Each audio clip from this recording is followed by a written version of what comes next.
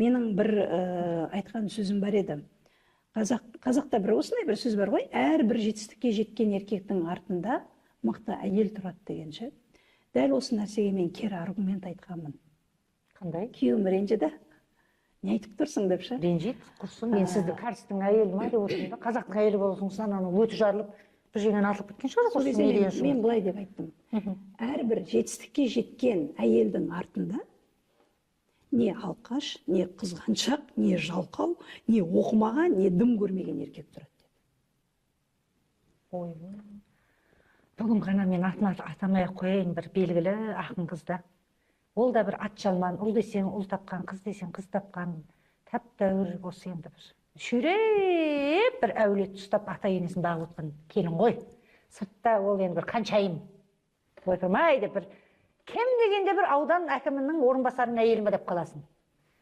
Бірақ енді анау мыжырайған байы бар, ішкі жан дүниесі. Ішкі дүниесі быт-шытем, сол маған жан сырын айтады. Сосын маған осы подкастқа келіп айтып жатыр да, әпке дейді, бір жақсы адамдармен кездесу, күйеуіңізді алып келіңіз деп айтып жатыр дейді. Сол мен күйеуімді алып барып жүр, енді костюм шалбарын киіп шақырады менің қасына, кімнің пәленшенің күйеуі болып, мен сенің ханымың болып отырайын деп. Сол мыжырайып, тыжырайып дейді, боқтап, бір жексенбіде анау мынау деп сөйлеп кетті дейді да. Сол маған шығып жатыр, не істеймін әпке? Мен айттым, дүние аударылып кетпейді. Сол үйде жиналады, кір жуылады, монша жағылады, тамақ піседі. Сен өліп қалсаң да тамақ жейді олар, байыңда бала-шағаңда. Әдемі киіміңді ки де, духыңды бұрқырат та бар әдемі жерге. Ол әдемі адамдар екінші рет саған келе ме келмей ме, бір Алла біледі. Көңіл ажарыңды ашып айтасың деп. Сөйтсем айтады, әпке дейді, мен ақын қызбын ғой дейді. Мен бүгін мынандай мақал шығардым дейді. Бүйтіп айттым да сөзім соңында.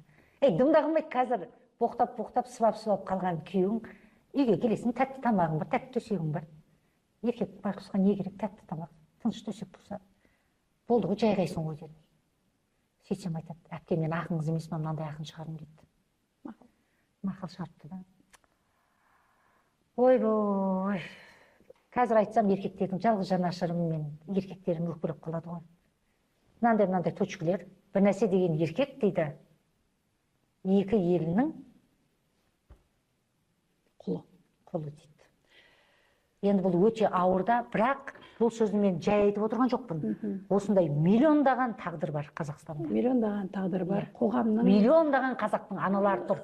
Ана көңіл күйі жоқ аналардың артында, көңіл күйі жоқ бала өсіп келе жатыр. Егер түсіне білсе. Өте дұрыс айтасыз. Мысалы, жаңағы осы әйелдердің барлық жауапкершілікті өзінің мойнына асып алуы, арқалап алуы, әйелдің орнына әйел, еркектің орнына еркек болуы, оның барлығы сол біздің негізгі, жаңа мен бір сөзімде айттым ғой, ата-ананың тарапынан келетін бізде бұйрықтар болады деп. Соның салдары негізінен. Бұл бізге, мысалға, сол кішкентай кезімізде біздің ата-аналарымыздың бізге айтқан бұйрықтары, тыйымдары мүмкін сол кезде бізге тәрбие сияқты, сол кезде бізді қорғаған сияқты болып көрінуі мүмкін. Шындығында дәл ересек өмірде сенің бақытты болуыңа, бай болуыңа, деніңнің сау болуына, қалағаныңша өміріңді сүруіңе үлкен кедергісін тигізіп жатырған осы бұйрықтар, тыйымдар.